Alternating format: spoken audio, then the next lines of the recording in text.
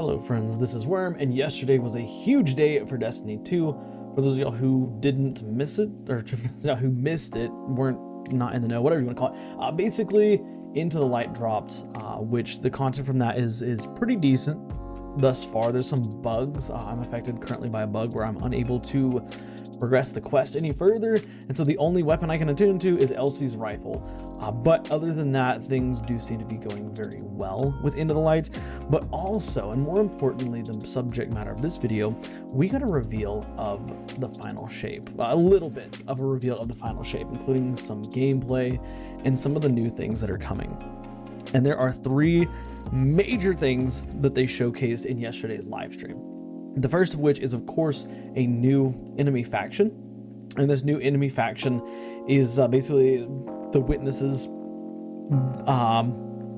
minions. I don't really want to say it's an army because they all have this kind of, pyramid, darkness themed, shape to them. It looks like they've got normal bodies, but then you get to their head and they have that weird like pyramid symbol shape thing on their head.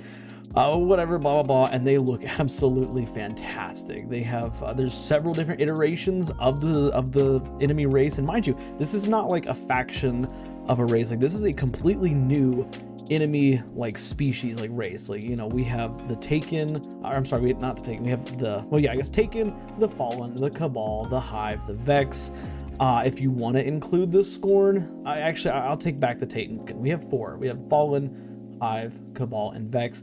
Taken are a little bit of each ones. Yeah, they're technically different, but they're the same models and everything. The Scorn, they're technically their own race, but they came from the Fallen. But this is a completely new faction / race of enemies, okay? And they take after the Tormentor. So the Tormentor is actually a member of this race, which we've seen the Tormentor in Destiny 2 a lot already, but now we're getting additional bits to it. And I think this is absolutely amazing. Like, this is something that's, it was leaked a long time ago. And when I say a long time ago, I mean, like, I want to say it was before the Witch Queen. We did a video talking about a potential Destiny 2 leak. And the name for that, this enemy race at the time was the Veiled. Okay, but it was the Witnesses forces. It's going to be consisting of, several different members. They're going to have almost like a reptilian-like appearance, but their heads are going to be misformed, blah, blah, blah. We got a bunch of information on it, which was really, really cool. And of course, way back then it was like, yeah, okay, like we have to hit doubt on that one for a minute. But, lo and behold, like a lot of stuff that came in that leak was kind of just revealed yesterday, which is pretty awesome. Beyond just the enemy race. So of course, the enemy race is very exciting. The next thing that we're getting is, of course, exotic class items. And these exotic class items are completely random rolls, and they give players the ability to mix and match various traits from exotic pieces of armor, up to two of them at a time. And this is kind of incredible. So mind you, it's an exotic class item, and I think that a lot of people are going into this like with the assumption of the exotic class items we have in Destiny 1, where back in Destiny 1 we had exotic class items. They were for the factions or something like that. But you could wear an exotic piece of armor on top of the exotic class items, and you could technically have four exotics equipped at a time: one emblem, the class item, your weapon, and then your regular armor. I don't think this is going to be the case in Destiny 2. I think that your exotics are still going to be limited to one piece of armor and to one weapon. But that being said, let me explain what these are further. I think, if I'm not mistaken, in the Vidoc itself, or in the live stream, itself, we were shown a Titan mark that rolled with the Star Eater Scales perk on it, as well as the Ophidian aspect or exotic trait on it, which is absolutely wild to think. So now, like, we're getting to a point where it's like, okay, we've had all our exotic fun, we've done all our builds and stuff like that, but now we're getting these new exotics that can take exotic traits from other exotics, right? From other classes. So you can take, your Ophidian aspect from Warlock and slap it on your Titan now. You can take Star Eater Scales and slap it on your Titan, which is really, really wild to me. But I think that let's keep our expectations like tapered here, because I know everybody's already thinking like, oh, like I can combine, Graviton Forfeit with Gear Falcon's Hauberk with what is it? Omnioculus or something like that. No, like I guarantee you're only going to be able to do one exotic class item. You're not gonna be able to have armor on with it. That just, to me, I don't see Bungie doing that. Who knows? Maybe they surprise us, but I don't see Bungie doing that. Not only that, but there is a specific condition required for this, this exotic to take effect, and that is you have to be using the new Prismatic subclass, which we're going to talk about the Prismatic here in just a second. So I think there are going to be limitations. Not only that, but it's, Bungie specifically said you're going to be taking pieces of these exotic armors and being able to combine them with other pieces of exotic utility. So for example, like on the Star Eater Scales one we saw, the specific thing for Star Eater Scales said that it picking up an orb of power will overcharge your super. It didn't say that you're going to get additional super energy from orbs of power or anything like that. So I think that really, like, we're just going to be looking at certain aspects of exotics and being able to combine them, So for example, like Omnioculus has the ability to give you grenade energy back, gives you resistance while you're invisible. Not grenade energy back, I'm sorry, melee energy back when you stealth out your allies, as well as giving you resistance. I think that if they use like the Omnioculus perk, it's probably just going to have the resistance aspect. You're not going to be able to, get your melee back by turning other people invisible, which I guess is kind of a bad example because Hunter is really the only class that can turn other players invisible. But I think that also, let me see, another one, for example, Hallowfire Heart on the Titan. Hallowfire Heart, it gives you super fast ability cooldown energy, and then when your super is charged, it's even faster. I guarantee you that if Hallowfire Heart has a perk on this new exotic class item, it's probably only going to be the latter half, where when your super is fully charged, then your grenade and melee abilities are going to charge faster. So I don't want players getting ahead of themselves thinking of all these crazy builds. I really doubt that we're going to be able to combine the exotic class item with an exotic piece of armor as well. Plus that, in combination with the new subclass we're getting, which is called Prismatic, which we're going to start talking about now, it would probably be pretty intense. But with that being said, I want to talk about Prismatic, because this is probably one of the biggest reveals that they did. And Prismatic is essentially I'm not sure if it's a full subclass. I went back and watched the live stream a second time, and I'm not sure if it's a full-on subclass that you can use just anywhere in the game, like PvE, PvP, or if it's specific to certain activities and encounters and stuff like that. But basically, you can utilize various aspects from different subclasses and combine them together. So you can use Strand to suspend enemies, and then you can use your Arc Melee to jolt them, or something like that. Like, we saw in the live stream, we saw a Warlock do 3 lightning surges because they had the Strand Melee equipped.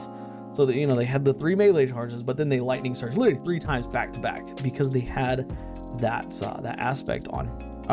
Because they had this new subclass on. So this really, number one, is going to open up the potential for Guardians to just become incredibly powerful.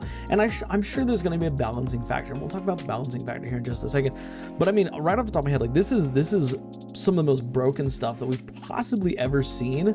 I mean, I'm sitting here kind of trying to think of combos already, and they showed off some good ones. The ability to suspend a bunch of enemies and then jolt them so they're constantly just damaging over and over again.